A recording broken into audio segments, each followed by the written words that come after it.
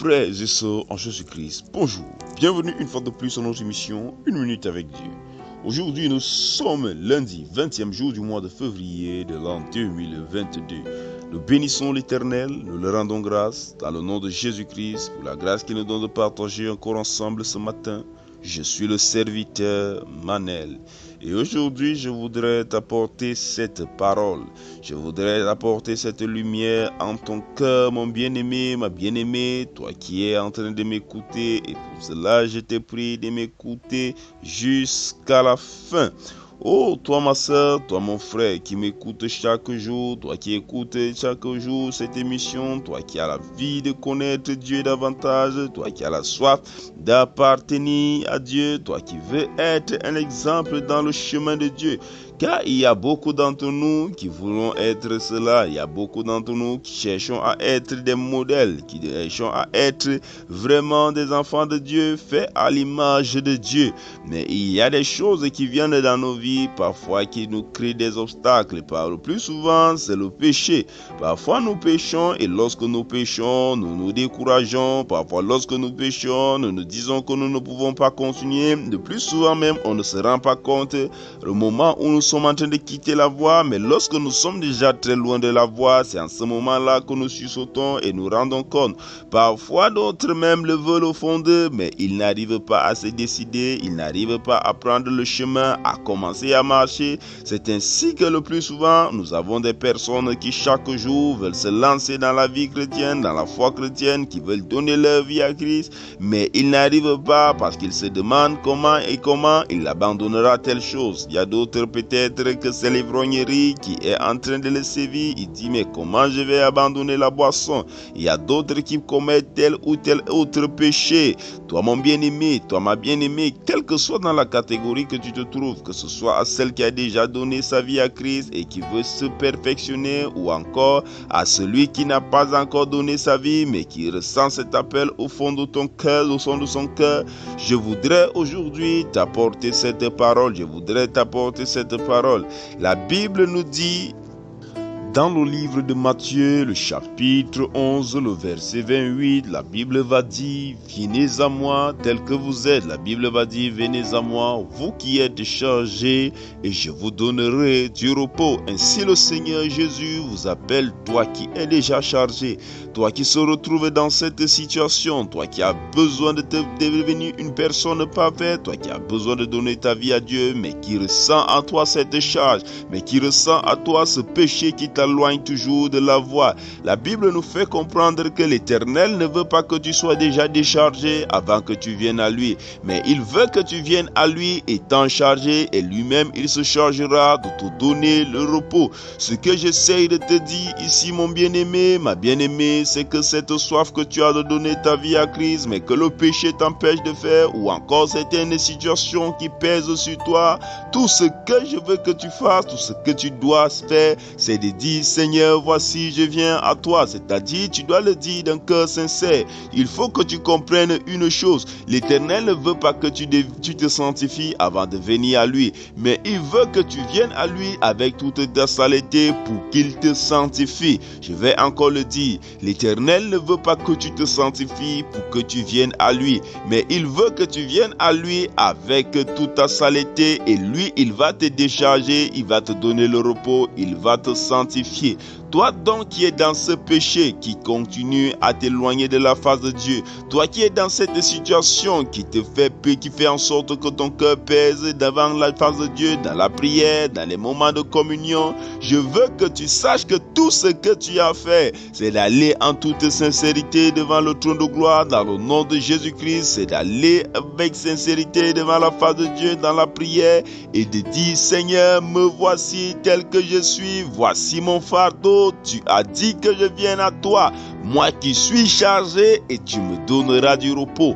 Mon bien-aimé, ma bien-aimée, je t'assure, c'est une vérité, c'est un fait. Lorsque tu vas agir ainsi, le Dieu très haut, le Dieu vivant, qui ne change pas, celui qui est fidèle à sa parole, le Dieu d'Abraham, le Dieu d'Isaac, le Dieu de Jacob, t'aidera dans ce combat et tu verras ta vie changer. Tu verras ce péché que tu as comme l'impression que tu ne peux pas abandonner, te quitter, tu ne te rendras même pas compte. La seule chose qu'il faut que tu fasses, c'est que tu fasses le premier pas, que tu aies ce désir dans la prière, que tu fasses confiance à Dieu. Je te le dis encore, l'Éternel n'attend pas de toi que tu te sanctifies pour venir à lui, mais il veut que tu viennes à lui avec ta saleté, avec ton fardeau. Va à lui et prie juste, entre juste dans son atmosphère, entre dans son entourage, c'est-à-dire entre dans la présence de Dieu et il te changera, car le Seigneur Jésus-Christ est mort à la croix pour toi. Je te l'annonce encore ce matin, mon bien-aimé, ma bien-aimée, tu as un sauveur qui est mort pour que ce péché qui te tourmente, pour que ce péché qui pèse sur toi ne pèse plus sur toi, pour que tu sois innocenté. Le Seigneur Jésus-Christ a déjà payé le prix pour que toi qui cherches la voie, tu trouves cette voie. La seule chose que nous devons faire, la seule chose qu'il faut faire, c'est d'aller à ses pieds, c'est d'aller à ses pieds. Il n'y a pas 1000 choses à faire. Alors toi mon bien-aimé, toi ma bien-aimée qui se trouve dans cette situation, lève-toi en ce jour et prends ton cœur, pose-le devant la face de Dieu. Pose ton cœur devant la face de l'Éternel et parle à Dieu avec toute sincérité. Invite-le dans ta vie. Fais-le. Lorsque tu le fais, il va te visiter car il est fidèle à sa parole et il a dit de venir à lui, nous qui sommes chargés et fatigués. Si tu es donc chargé et fatigué, mon bien-aimé, viens à lui, va à l'Éternel, va voir le Seigneur Jésus-Christ, il va te décharger. Il n'y a pas une autre personne qui décharge. Il n'y a pas dans une autre croyance un Dieu qui est à mesure de te décharger. Il est le seul qui est à mesure de te décharger. Ce n'est pas la morale d'un homme. Ce n'est pas un homme qui peut te décharger. C'est le Seigneur Jésus-Christ. Car c'est lui qui est mort à la croix pour tes péchés. C'est lui qui a reçu tout pouvoir. C'est lui qui a reçu toute autorité. Quelle que soit la chose qui pèse dans ton cœur, en ce jour, il faut que tu le déposes devant le trône de gloire, devant le Seigneur Jésus-Christ. Et je veux que pendant que tu le fais, tu aies la ferme assurance que tu es sauvé, que tu aies la ferme assurance que ton fardeau t'a été déchargé. Mon bien-aimé, ma bien-aimée, comme d'habitude donc, prends une position, celle qui te semble la plus humble possible, et prions ensemble afin de confier cette journée à Dieu, afin de nous remettre entre les mains de l'Éternel. Au nom de Jésus-Christ, nous sommes en prière. Éternel Dieu très haut, éternel Dieu d'amour, Dieu de bonté, Dieu de grâce, Dieu de puissance, Dieu de magnificence, nous te bénissons, nous te rendons grâce dans le nom puissant et souverain du Seigneur Jésus-Christ. Ô Dieu d'amour, ô Dieu de bonté, voici nous venons devant ta face. Nous reconnaissons que nous sommes pécheurs, que nous avons des lourds fardeaux qui pèsent sur nous. Père éternel, nous te prions en toute sincérité, Seigneur. Père, décharge-nous de ces fardeaux qui pèsent dans nos vies, qui pèsent dans nos cœurs. Décharge-nous de ces péchés. Seigneur Dieu Tout-Puissant, que ce sang qui a coulé à la croix, ô éternel vivant, ô éternel d'amour, Seigneur Dieu Tout-Puissant, coule également sur nous, qu'il nous lave et nous purifie. Éternel, en ce jour, nous identifions à toi, nous nous remettons à toi. Ô Dieu, ô Roi, merci parce que tu nous apportes la miséricorde et le salut en cette journée.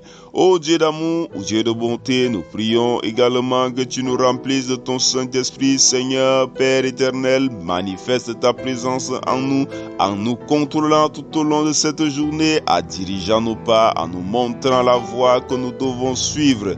Père éternel, Dieu d'amour, Dieu de grâce, Dieu de puissance, nous te bénissons également car en ce jour tu nous donnes la victoire sur toute puissance des ténèbres, sur tout plan de l'ennemi dans nos vies, dans le nom puissant et souverain du Seigneur Jésus-Christ.